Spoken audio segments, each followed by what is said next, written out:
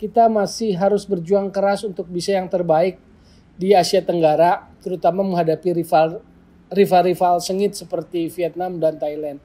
Tapi kemudian hari-hari besok kita akan menghadapi banyak berita tentang manuver-manuver menjelang KLB. Itu tadi politik organisasi, mencampur adukan atau mengaduk sepak bola politik dalam satu panci, satu kuali.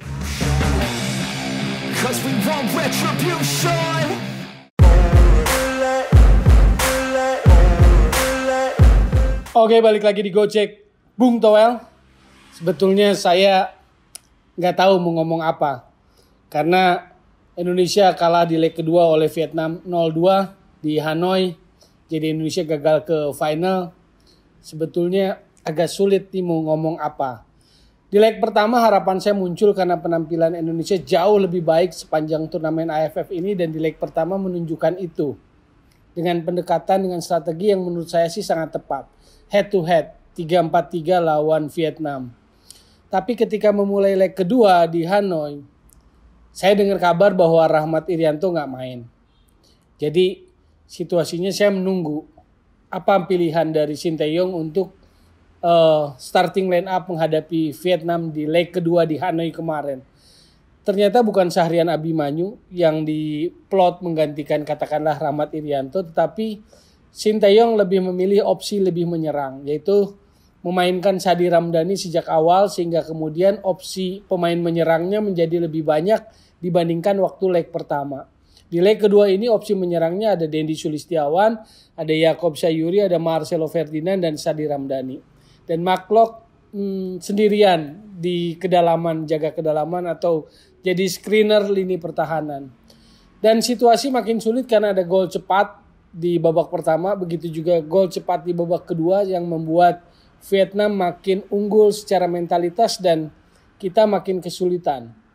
Dan akhirnya kita lihat bahwa ada banyak kesalahan, sulit menguasai bola, dan kita kalah akhirnya. Tentu saya respect, saya mengapresiasi perjuangan timnas, karena terus terang saja saya mau lihat timnas ini ke final lalu membuat sejarah lah. Sebetulnya untuk pertama kalinya bisa juara setelah kita bosan 6 kali runner up gitu loh. Tapi apa daya, kita kalah, kita harus akui keunggulan Vietnam, kita harus sportif. Tadinya kita berharap, atau saya berharap di situasi atmosfer sepak bola seperti sekarang, timnas jadi udara segar, memberikan sebuah kesegaran lah, oksigen yang cukup segar di situasi atmosfer sepak bola yang menurut saya sih sedang keruh. Nah, dengan kegagalan ini menurut saya sih memang ini hari-hari yang gelap lah buat sepak bola Indonesia. Kita nggak tahu apa yang akan diputuskan, hal-hal teknis mengenai timnas ini, juga mengenai Sinteyong. Karena di depan, contoh di bulan Maret ada Piala Asia U20 di Uzbekistan. Lalu di bulan Mei-nya di awal sampai pertengahan ada SEA Games 2023 di Kamboja. Lalu nyambung ke Piala Dunia U20, kita tuan rumah sampai Juni. Lalu di Juni nyambung lagi Piala Asia sampai Juli. Itu Piala Asia yang senior di Qatar.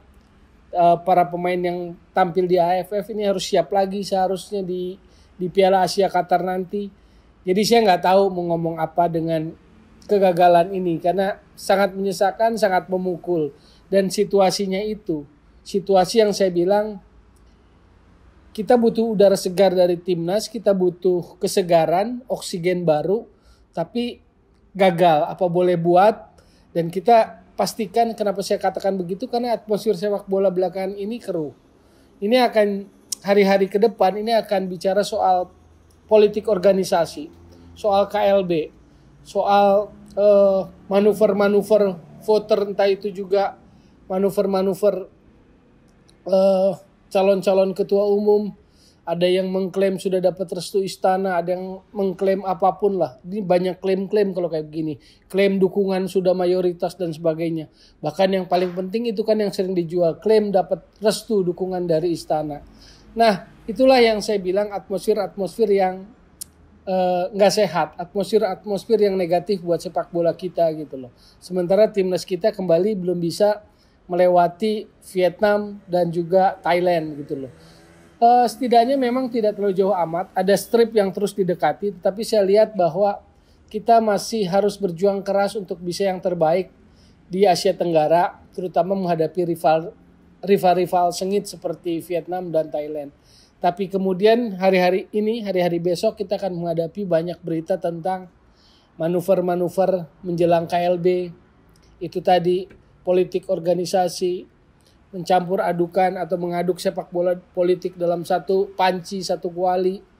Ya pastilah isu-isu seperti itu yang muncul di belakangan.